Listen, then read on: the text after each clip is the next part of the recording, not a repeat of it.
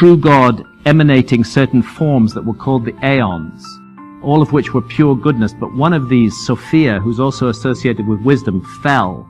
She had a fall. And in that fall, out of the true spiritual realm, she created something called the demiurge.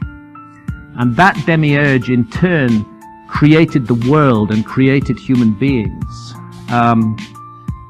But the Pleroma took pity on human beings and made sure that within us was a divine spark, even though we were lost in the realm of matter, in the realm of the world.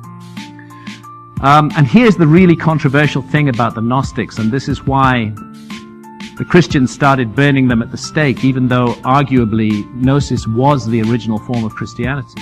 Because the Gnostics say that that entity, who the Old Testament calls Yahweh or Jehovah, he was the demiurge. They say he's not a real God at all. They say that the real God is far beyond that, and the creature that we've been taught to worship as a God is not God at all. He's some pumped up supernatural entity who wants to be admired and worshipped and adored, and has this huge ego and enchains human beings as his eternal servants, and created entities called Archons, evil angels, to keep mankind in chains. And certain teachers were sent to free us from the control of this demiurge. Nowhere in the gospel will you find Christ telling us to burn people at the stake, for example. It's in a sense been hijacked by the money men and the bureaucrats and the power mongers of the church in a misleading process. And Gnosticism, because it saw this clear, was one of the first victims of that fanatical literalist faction in the church that became the Roman Catholic Church and united with the power of Rome to crush ancient Egypt. The Gnostics were the first to be burnt at the stake in terrible, terrible ways for their beliefs, and went underground. And it's interesting that we have been taught to believe that in the Garden of Eden the serpent was the bad guy. But for the Gnostics, in the Garden of Eden, the serpent was actually the good guy. They say that what the serpent is doing is he's saying to mankind, wake up, remember who you are.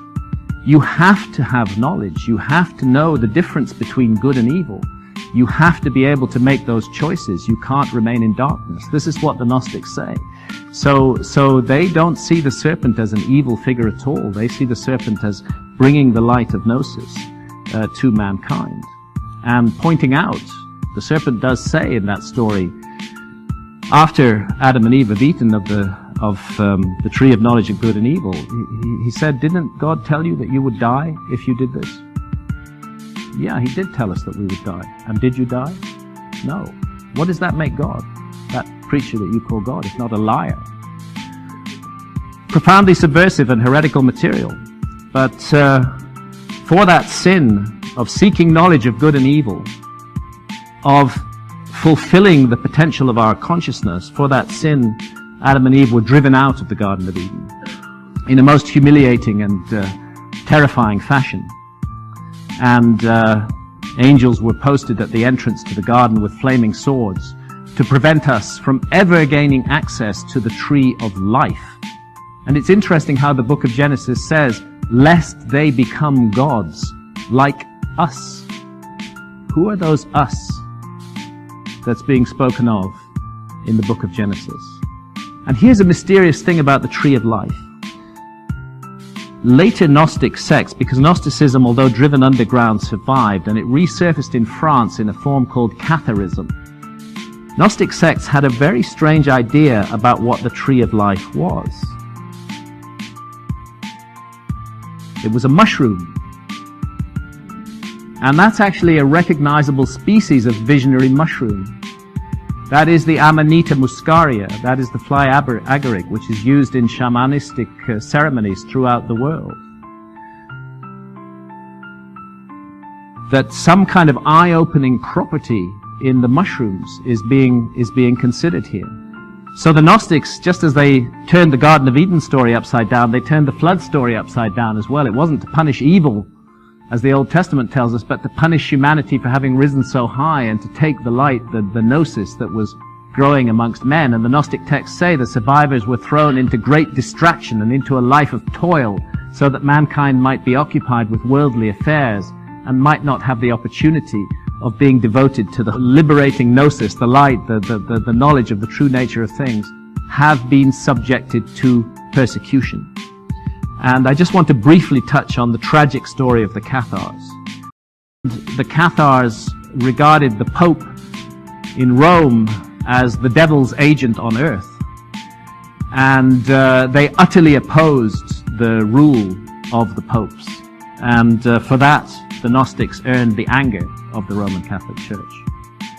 Unlike Roman Catholicism of that period, which wanted to keep the populace ignorant and illiterate, the Cathars promoted universal literacy. They believed in the absolute equality of men and women.